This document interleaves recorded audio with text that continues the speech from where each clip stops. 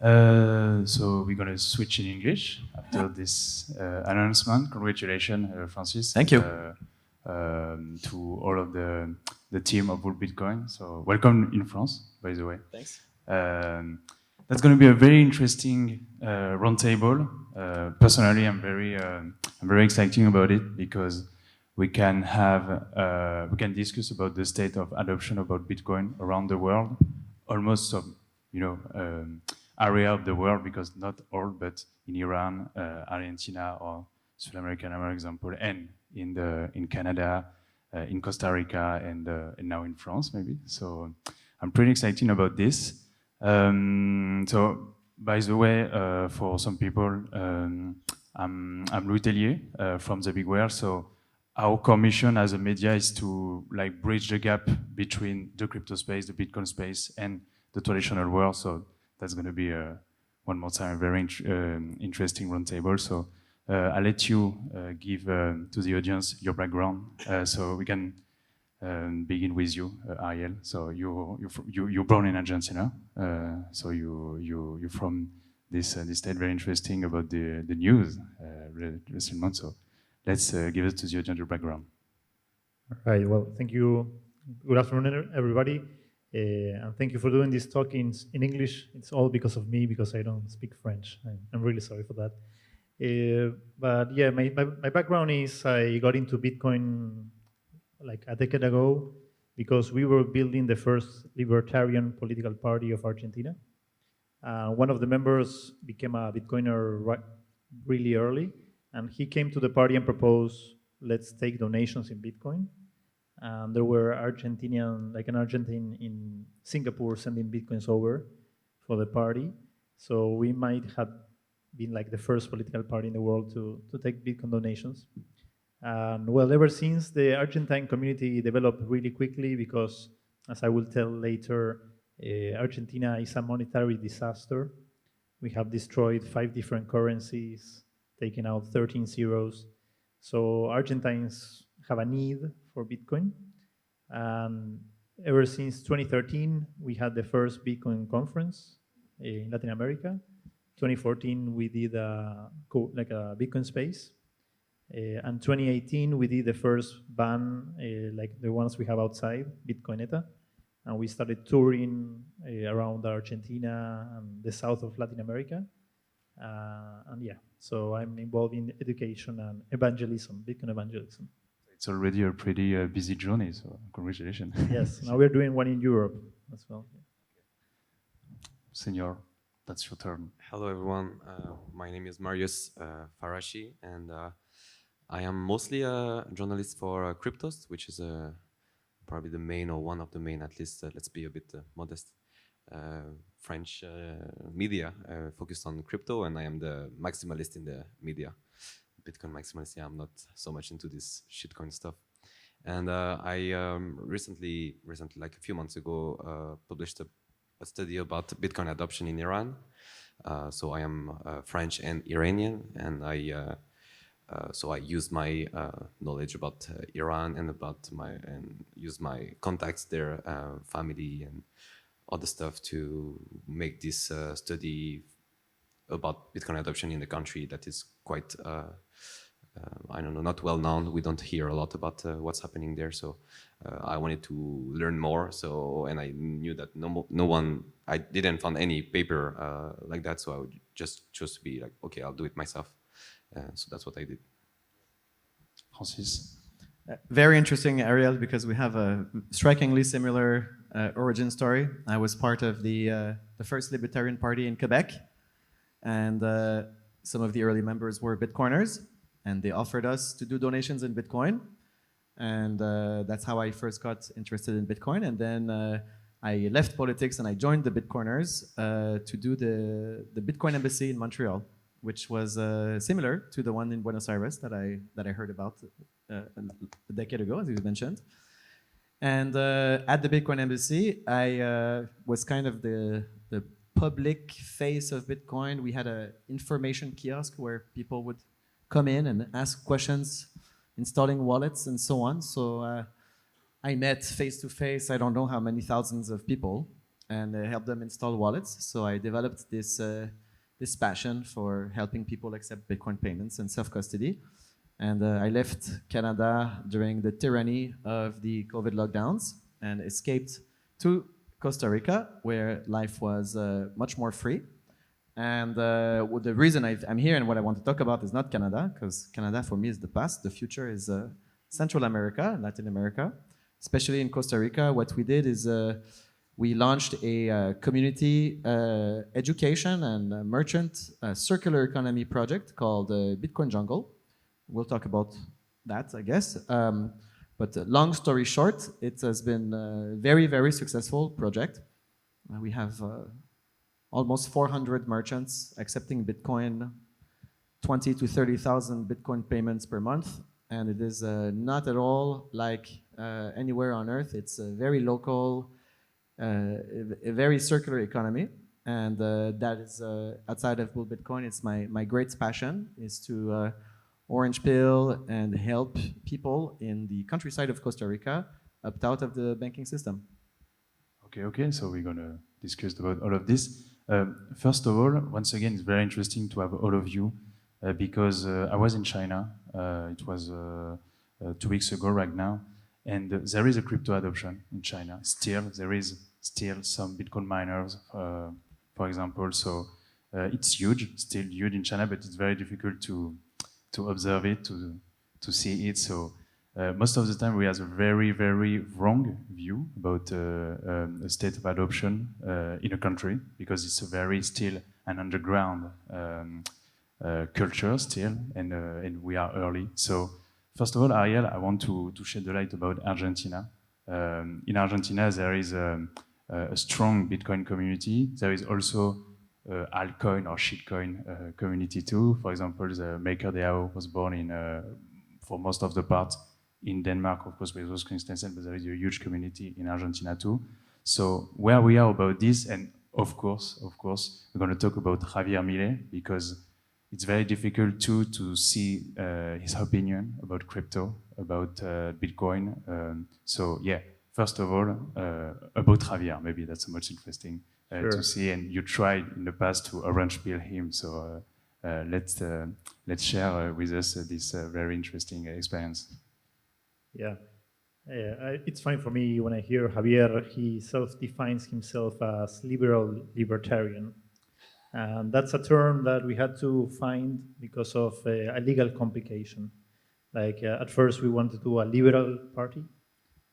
Liberal in Argentina means like here, classical liberalism. But the first party of Argentina was called that, so there couldn't be two parties like that. But he became an anarcho-capitalist in 2014, right when we were finishing canceling the party. This was the first attempt, so it wasn't successful, right? But he sent me a friend request, and he said, "Thank you for accepting my friend request." And then I saw that he was going to radios, and so I thought, okay, it would be good for this person to learn about Bitcoin. So I sent him a link to a talk I gave on YouTube, and he replied, "Oh, that's great. Would you send me the PPT, PDF to my email, right?" And the thing is, right at that moment, after a few lines later, he told me, "My boss wants to invest 800M." And that's when I thought, oh, this guy is crazy. Because every time you find somebody that talks to you, no, I have somebody that wants to buy 20 million or 50 million, that's always like, it's going nowhere, right? So I never sent him the presentation. I never follow up on the talk. But perhaps, I don't know, $800 million back then, in 2014, it was an impossible purchase. It was like 2 million coins. Bitcoin was like a $400 a coin or something like that. No, not possible to do that. But I don't know. His boss is at that time is a Armenian billionaire, Armenian Argentine billionaire called Eurnekian. He owns airports and TV channels in Argentina. So perhaps Eurnekian was interested. I don't know. But anyways, through the years, Milei started going to the radios, becoming more popular. By 2017, he started going to national TV, right? Starting to get more invited to these places. And we ran, he was like one of us. Like he was like just like a regular libertarian among us. So whenever we did a conference for economics, Austrian economics, he was there. And I have like encountered him many times and tried to talk him about Bitcoin, but it's like he will listen like for 2 minutes, and then he will say he doesn't go deep, right? He says, "Oh yeah, it's a private money. I'm all in for private monies." So he encompasses Bitcoin like any other cryptocurrency or so on. So, and this has happened like 3-4 times through the years with him, right?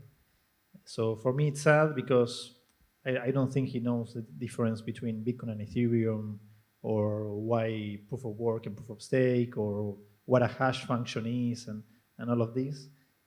I don't believe that he has that knowledge. So he's an anarchist in the sense that he's for freedom, and he says he's going to give Argentina monetary freedom eventually. So far, we don't have that freedom. We still have a really archaic capital exchange controls. Like we cannot exchange currencies freely, right? This comes from the previous government. So Argentines can only buy $200 per month legally. All the rest goes through the black market. There is now an alternative way to buy, which involves buying stocks in the local market exchange, selling them in New York for dollars. So it's a really complicated process, but that's the way Argentinians have to find to solve the situation, right? But right now, with with this kind of transition, I would say, for you, there is like a door, a window, or a hope that people are gonna use more and more Bitcoin, or also some stable coins like Tether, or I'm not sure about USDC, but more Tether in Argentina. There is a hope, or it's still very early, or like an unknown way to store your value, or to keep your money safe. Right. It's really, the Argentine case is really interesting because we have developed a cash culture from the 60s and 70s and so on. And we have an infatuation with the US Cash dollar. in dollar, I mean. What? Cash in dollar. Cash dollar, exactly, yeah. So there are some articles claiming that Argentina is like the 3rd or 4th largest holder of cash, US dollars in the world. We have them under the mattress because we have learned not to trust the Argentine currency. Like I said at the beginning, we had 5 different currencies. We removed 13 zeros between all of them, right? It's gymnastic. Yes. Actually, well, I have them here. I can show it later. So we developed this culture, and since the governments put a lot of restrictions on how you can buy or sell dollars, we have developed something that we call caves, a cueva, yeah, a cave. It's any place that sells you foreign currency. And a cave can be anything, like a casino could have a back operation doing cave thing, or it can be like I have exchanged dollars or pesos to dollars in antique shops, in the guy that copies your keys. He also runs a money exchange business. So I'm going these cuevas in the pandemic started to operate with USDT as well. So they have been running for decades, and now they have incorporated USDT. And it's also a very good way for them to pay amongst themselves, because cuevas are always buying and selling between each other. And in the downtown of Buenos Aires, there's a street called Florida Street, where there's a lot of guys shouting, exchange, exchange, cambio, cambio. And there are guys that have like these backpacks that are for food, right? But they're not carrying food. They're carrying either hundreds of thousands of dollars or millions and millions of pesos, and they have to move the money around a few blocks between cave and cave, right? So USDT is whole solution for them. But it's like do you have between all of this in this system there is like a way of contract or some or it's just a shake hand and you know because and we're going to talk with Francis about this. You know when there is literally an underground system.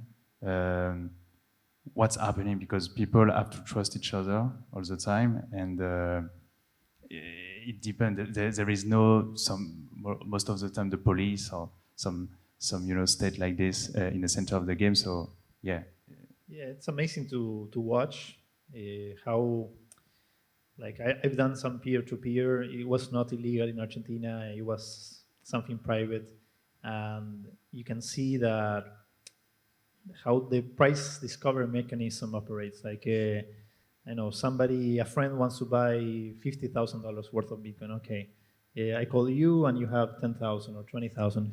I call him and he has 30. Okay, what's your price? What's your price, right? And you arrange for it to happen. So one thing is this price discovery, and it's done through WhatsApp, right? And also the trust involved, because most times this person will, trust in me $50,000 for a few hours or so on. And when you start reaching the top, it's like sort of like we could say a pyramid, because you have the little guys. In Argentina, they're called arbolitos. Arbolito means little tree, right? Those are like the small operations. And when you get up to the big suppliers, that they may be moving like $1 million a day, right? But they are also doing really low spreads. They have like 0.5% spreads. And they are supplying. And most likely these people, it's been said that some have contacts with miners in Paraguay, some have contacts with the Chinese that have to move money back to China, and so on.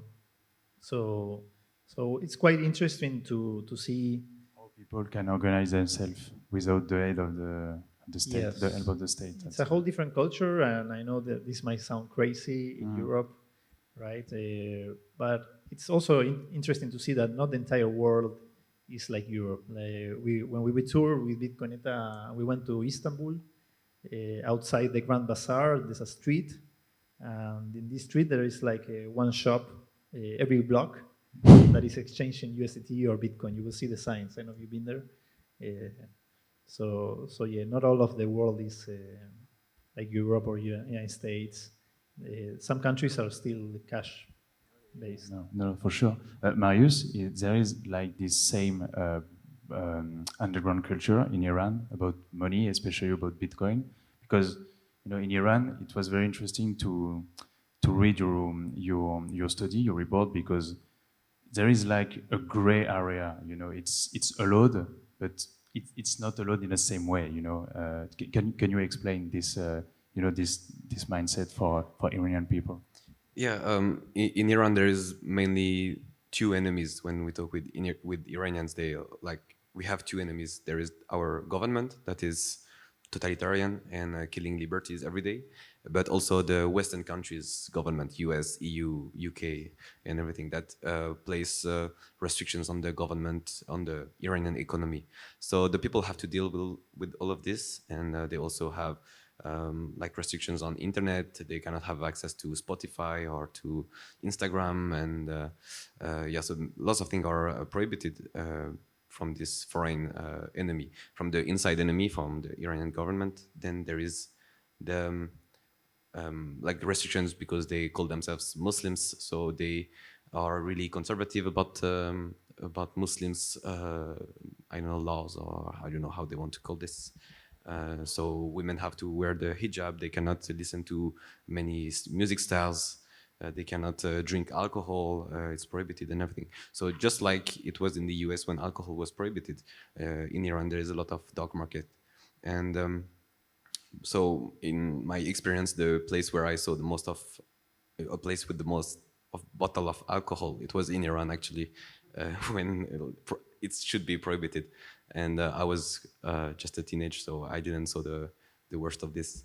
And yeah, so almost everything is happening in a dark or gray market, because there is also lots of inflation. So it's like over the last 10 years, the local currency lost 95% of its value. So it's much less than it was in Argentina, but it's still a lot. Yeah, It's the same fight. we lose that between 2019 and 2023. Yeah, so it's not comparable, but still, it's like every year you lose almost half of your value. So people have to deal with this, with the restrictions, also with the taxes that they have to pay to the government. That all, of course, they increase over the time. So there is a lot of gray market, people paying their rent or receiving their salary or part of the salary in informal way, in cash, in USD, if they can have a physical dollar. But since a few years now, the stablecoins come, Bitcoin come, other currencies, because even the worst shitcoin, or I don't know, shitcoin like Shiba or Dogecoin is more stable than their local currency. So even having all their finance in Dogecoin is the best, a better investment. So yeah. There is some mining in Iran. I saw that. There's a lot of mining, and there were all a drama again, like around. I mean, operated by the government or by some private companies, for example. It's mostly private, but there were also a lot of illegal mining. So, and we don't even really know what's happening, but probably that these illegal miners got arrested, and government took their machines, and probably the government mined with their machines instead of just destroying them, like we can see.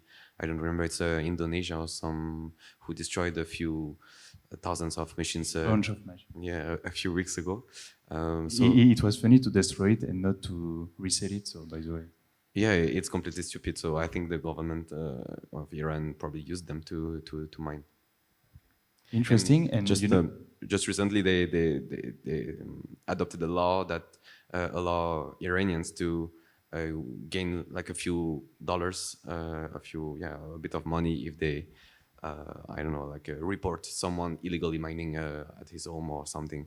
It's like some kind of, we come back to USSR systems, and yeah. Some good waves, okay. Yeah. I mean, in Iran, for you to have an overview, what is the % of adoption, in Iran? Because most of the time it's, we don't have in mind a very accurate way to have a very strong overview about this. So what's your guess, or what did you see, or what did you hear? It's really hard to say, because in a country like that, even if using a cryptocurrencies is allowed by the government, you never know what is happening tomorrow. You never know how the government will change the laws. So you have to say, the less you say, the better it is. So even if they will not say it. But there is some statistics that have been done by the main crypto media in Iran that was published in November 2023. And it was 1/4 of Iranians who own crypto, so 25%. So at this point, probably the rate was higher, probably 30%. And at this time, Bitcoin was around, like, it was less than $30,000. Now it's 2x, so probably that there is even more adoption now. Yeah, so I would not be surprised that we reached 35-40%, and even more with what the tensions, like geopolitical tensions with Israel, US, Hezbollah, and everything's going on. Probably most of the people even got scared and went in USDT or Bitcoin or others. So I would not be surprised that we reach 50% soon. Okay, Francis, I'm very, very curious about your journey about the Bitcoin jungle in Costa Rica, and just for the audience and for all of us, can you just describe how it happened?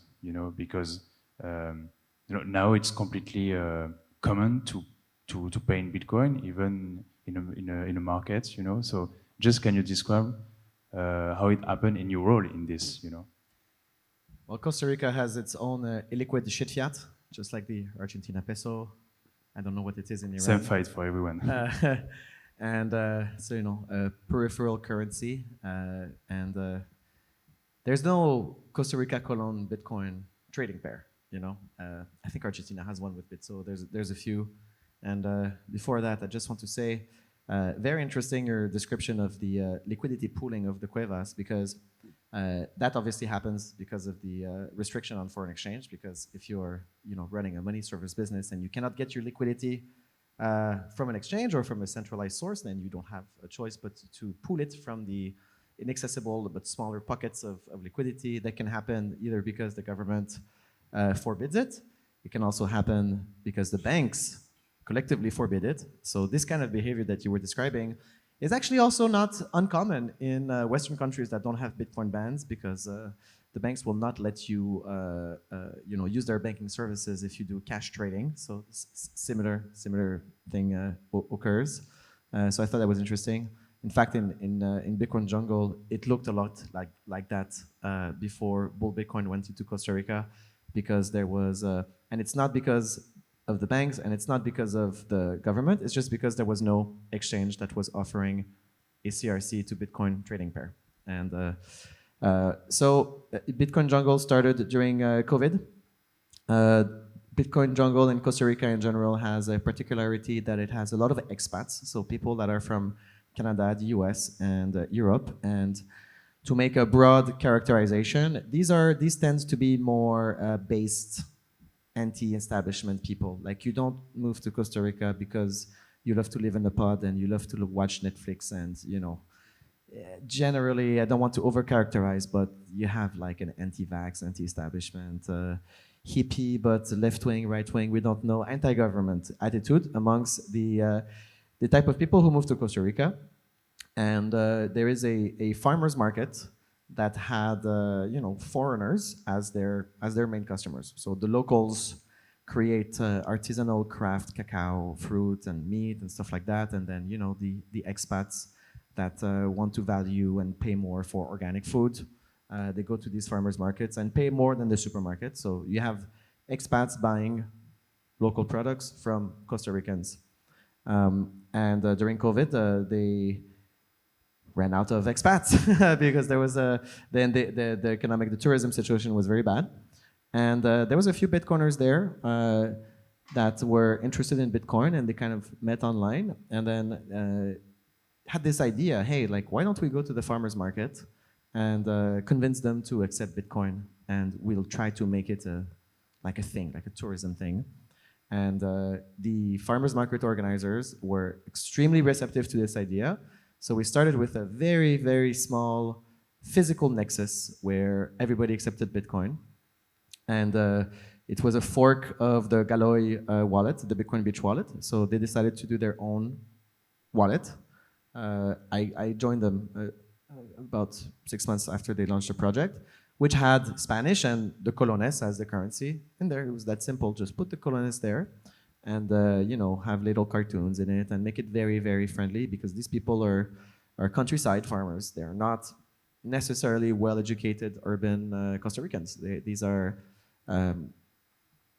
indigenous, many of them, mixed or poor farmers. And it became a success. It became a meme because the setting was so beautiful, and a lot of videos online. And the secret sauce was to work really hard at orange pilling each and one of them constantly, continuously. And we started out in the beginning by telling them, every time you accept Bitcoin, don't worry, we will cash you out. You will have an exit. And at the beginning, they cash everything out, 100%.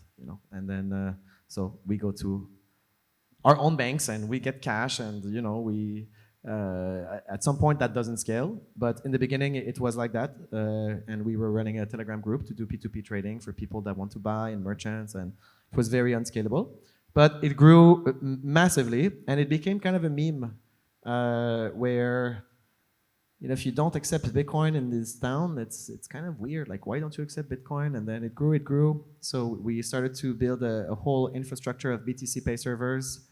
We got and we financed it, right? So this is nobody has paid. It's a free open source project. We got these Bitcoinized terminals that are from Brazil, from Prior Bitcoin. So we installed about 200 physical terminals and BTC Pay servers. We started to do meetups, and eventually we came to a point where cashing merchants out with cash was no longer scalable, because you can't be, riding a motorcycle in the jungle with a backpack full of cash and cashing out people. So I brought the expertise that I had at Bull Bitcoin, and I found a way to connect myself to the banking system and to get liquidity from foreign markets in USD, convert them to colonize. It's a whole Rube Goldberg machine, kind of like you explained with the stocks and all of that. So, I found a way to get the liquidity into the country, into colones, establishing for the first time a currency pair between Bitcoin and colones, and allowing people to cash out of fiat. And what's interesting is we were having this debate for a long time where, do we really want to help people cash out of Bitcoin? Like, we should convince them to hold. But obviously, that depends on your business's profit margin, right? And if you are running a restaurant, you cannot hold. If you are a massage therapist, you can hold Bitcoin because your margin is, just your time. It's if you get paid $50 for a massage, your profit on it, if you exclude time, is $50. So you can afford to hold it. But as soon as we turned on the ability for people to cash out really easily, the adoption exploded, skyrocketed to like a 10x adoption. Because, and what's interesting is that people don't cash out 100%. They almost never do. People usually cash out a large portion and smaller and smaller and smaller over time. So that's the story of Bitcoin Jungle. It's a community project that's run by volunteers. It's out of pure love, and the flow of funds is foreigners and tourists that have Bitcoin. They're Bitcoiners. They come here. They spend their Bitcoins. But now it has shifted over the last year and a half. We started out in early 2021, where now you have a lot of Costa Ricans that are accepting Bitcoin. And it's not because the currency is bad, because the colon is a great currency, actually. The colon is skyrocketing against the US dollar. It's not because it's an oppressive government, because obviously, Costa Rica is a fairly soft, liberal, democratic state. There's no authoritarianism there. I keep asking myself why it's so popular. I don't know. I think it's just, it's easy. It's also cool. It's very American. Yeah, Bitcoin yeah. is American. It's cool for people. And we created a brand, a marketing brand. Bitcoin Jungle is a famous, internationally renowned marketing brand, and it's not a joke. We have a physical office there now. We get Bitcoiners. I don't know, a very large amount of people go on vacation to Bitcoin Jungle to spend Bitcoin, and we offer WhatsApp support. It's a very soft experience for them. It's not terrifying at all, because it was my question. Yeah. It's how you arrange someone without a fully understanding about Bitcoin, because I just blitzed it. I'm like, do you accept Bitcoin? No. Why? You know what the number one answer is? I don't have the wallet. I don't have the Bitcoin app. Okay, take the Bitcoin app. No. And they don't have time to think. Bang, you paid for it in Bitcoin. Now they have Bitcoin. And then I show them, okay, this is how you transfer it out, and blah blah blah. No, I just go for it. I just do it. It works. Interesting. Yeah, sorry, I just cut you. If you want to No, react, go ahead. Okay. Yeah, that's it. Okay. No, interesting. Yeah. And right now, when you arrive at in Costa Rica on the Bitcoin jungle, you have to download what kind of wallet? You can use any wallet. And actually, when I first heard about Bitcoin Jungle, I wasn't part of the project, and I was kind of suspicious of them, because I'm like, why did you do your own custodial wallet? I'm like, are you trying to do a rug pull? And I'm like really not into custodial wallets at all, so I'm very suspicious of them. But after becoming friends with them, I understand why. It's because they want to have control over stuff like refunds or canceling payments, and to make it so this is not a cypherpunk project. It's fully custodial, but you can use any wallet. It's compatible with any wallet, and most merchants now are connected to BTC Pay server, and it's like Blink. We have a database of phone numbers, and it's anonymous, but there's phone numbers. So when people have too many Bitcoin in their wallet, well, guess what? We give them a call and you say, hey, pass by the office and we'll give you a cold card. So actually the number of Bitcoin is actually, it doesn't go up too much. We really try to get people to self-custody, compatible with everything. And yeah, it's pretty much BTC Pay Server and Bitcoin Jungle wallet, but you can pay with any wallet. And it's fully Lightning. Actually, people have no idea what is Bitcoin on-chain. The Costa Ricans have no idea. And it's kind of weird because you get tourists that come to Costa Rica and they pay with on-chain, and the Costa Ricans, they don't get it. They're like, your payment is not working. I can see it, but it's gray in the app and it says pending, like why? And they're fully Lightning native. And that's like really cool about this project. It's 99% of it is on-chain, Lightning. Interesting. You know, in Argentina, Ariel, what is the state of the education about Bitcoin and about crypto? I saw that it was in high school. I don't remember. It's now in the way to some option to learn about Solidity, for example, or about Bitcoin. Is it common right now in Argentina, and it's more and more normal to have this kind of studies or of lessons to kids? Well, I wouldn't Also say to people. It's widespread throughout the whole country. There are some like projects, right? The city of Buenos Aires. And even, I forgot to mention, around 2014, we did a Bitcoin NGO.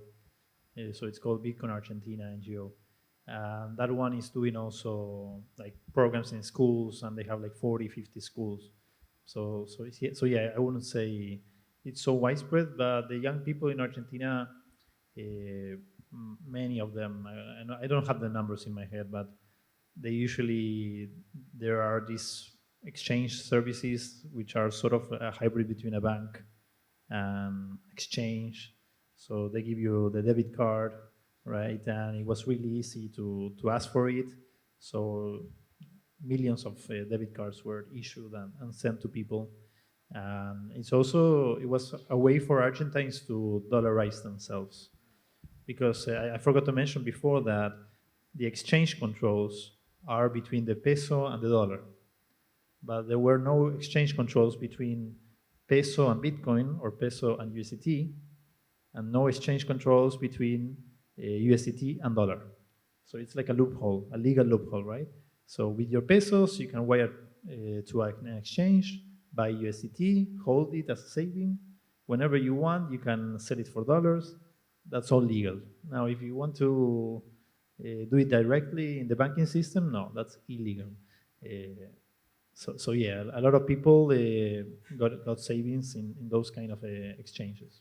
Is there a premium for a premium on the Argentina peso Bitcoin pair? It's like more expensive than the premium varies a lot, but there is a difference. I mean, sometimes I would say in the bull market of 2017, it could be like upwards of 7 or 10% more expensive in Argentina, and perhaps in 2022, it went below. Like if you gave dollars, they would give you 1 or 2% extra USDT. So yeah, it was amazing. Because there's a lot of Argentinians in Costa Rica. I don't know if you know that, but all the waiters at the restaurants and surf coach and hotel staff, very very common, and they buy Bitcoin in Costa Rica. They send it back, and right, I think they do Bitcoin USDT first, and then they send USDT, and then they get a premium on the USDT that they sell in Argentina. I found it fascinating, actually. I caught a few of them using the service, and they were abusing. I was like, what are you guys doing? And they're collecting the money from all the Argentinians of the restaurants, and we're doing arbitrage with their money, sending it back to Argentina. That's very cool. Yeah, the market always finds a way. Yeah, it happens. There's this market is always moving, right? The premiums, so it could be below or above, right? And just before the questions, are you able to say for each of you the Bitcoin dominance about the adoption? Maybe there is like, you know, you are not very fair about this, but maybe in Argentina, Bitcoin is the first, or there is, of course, stablecoins or Ethereum to using as a store of value, for example, or it's really Bitcoin and stablecoins. I would say I could divide it into thirds. So I would put the Bitcoin, the USDT, and all the shitcoins or altcoins. I'd say in Iran, because they don't really understand what is Bitcoin, like it's really still a bit of the population, and they search for dollars mostly, because they, I don't know, maybe it's their rejection of their government, and they see maybe the US as a good country somehow, and because one of the biggest diaspora, Iranian diaspora is in the US, so maybe they idealize the USD, so they use a lot, mostly USDT, and Bitcoin is second, and strangely, not strangely, but Ethereum is quite low after it's Dogecoin, Shiba, ADA, and then Ethereum. Yeah, this is quite the funny story of it.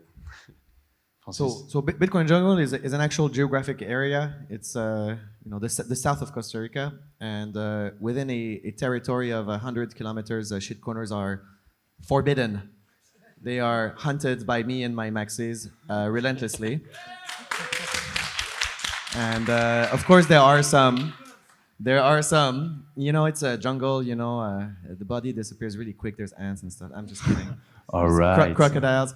No, but there's very few, because we specifically were super toxic, and meetup not allowed, no shitcoins allowed, and very you know, like Gilles in France, and you know, like me in Canada, we replicated it. In the rest of the country, I guess USDT, it's hard to tell, because it's the city and the countryside is two different complete ecosystems.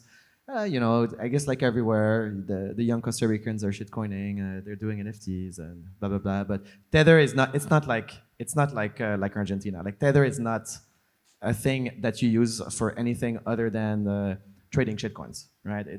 There's no like, I don't see any commerce happening with Tether. It's Bitcoin and stupid shitcoinery.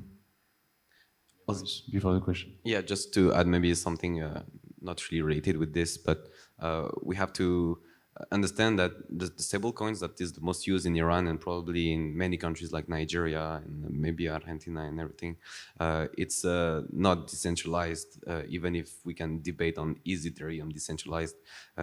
Tether is not. It's a company that is regulated in the US, and especially in Iran, the population is not allowed to own dollar, so they are not allowed to own USDT either. And the day that US government will say, okay, now you freeze every account that is related to Iran, then they will all lose their money. So that's why in my study, like I write about stablecoins too, but the title is The Bitcoin Revolution in Iran, because the revolution will come from Bitcoin and not from any coin from Ethereum or stablecoin or whatever. Good point. Maybe we can take 2 or 3 questions if you have for the audience. I can add to what you were saying, that in Argentina, the cuevas are using Tron blockchain to save on fees. For USDT. But actually Tron is the second like blockchain who has the most USDT on it. Exactly. Ethereum. And Tron is the one that people who don't do DeFi use, right? So every merchant or, you know, person that's using USDT for payments is using Tron, of course, because Ethereum is. You think Tron is bad, but Ethereum is somehow worse, you know, to use. It's crazy, but. Okay. Also, I wrote a book in case you want to know more about Argentina and Bitcoin. It's called Bitcoin Prophecy. It's there in case you want to get a copy. Okay. I would when is your book, Francis? When do you write it? Oh, it's. I can get ChatGPT to summarize my tweets, maybe. I have 11 books of tweets, so. Chris, do you still have the Bitcoin embassy in Buenos Aires? Yes, it's still running. The longest, I guess, 2014. Yes. Is it Rodrigo? No.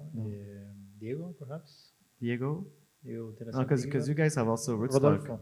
Yeah, Rodolfo and Ragnas. Rodolfo. That's right. Sorry. Yeah. Is it still his thing or? Yeah. Yes. Rodolfo still there. Yeah, because you guys have rootstock also in Buenos Aires. That as is. well. And Xapo, no, is from there. Well, the original founder is Yeah. an Argentine, Wences Casares. Yeah. I'm not sure if he sold Chapo now or if he's still involved, but yeah. And if there is no question, we have 1 minute and 20 seconds left. What do you think about ordinals? Oh, there is a question. All right, let's go. Saved.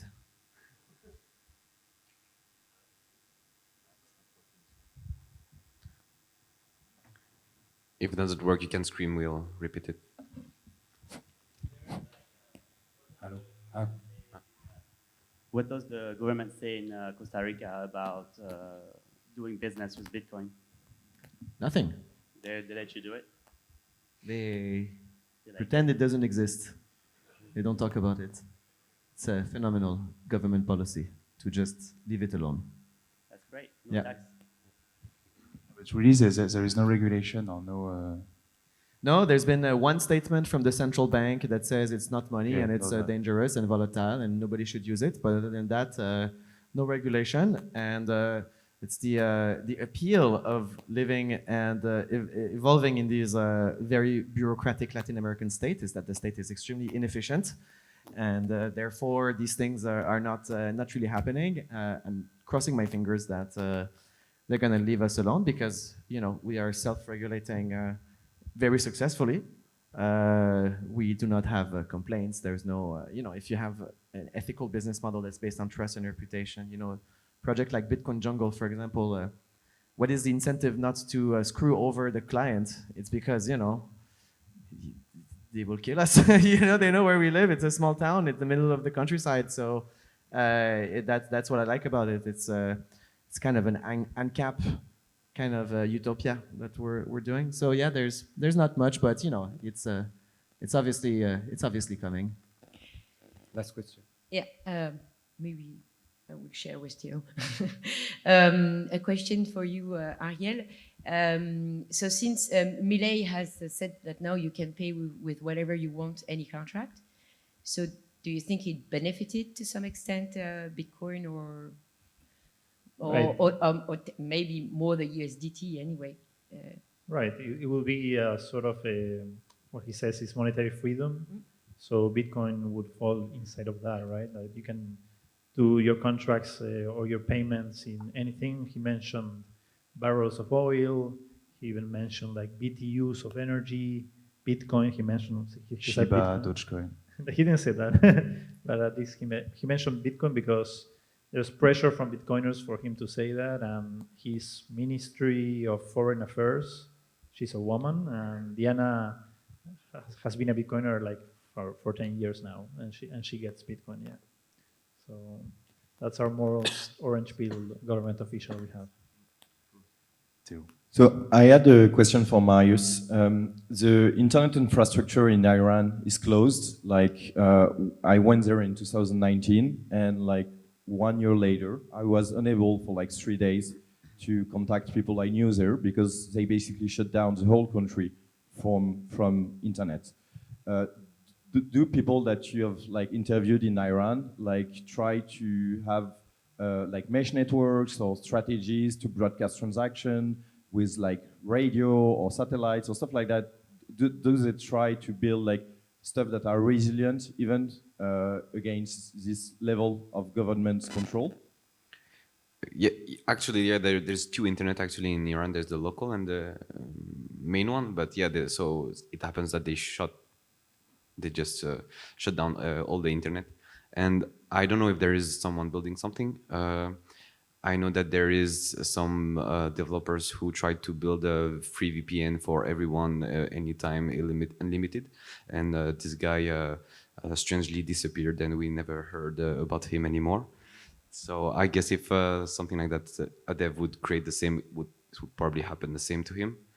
And but actually they talk a lot about it, and it's a really problem that they are concerned about.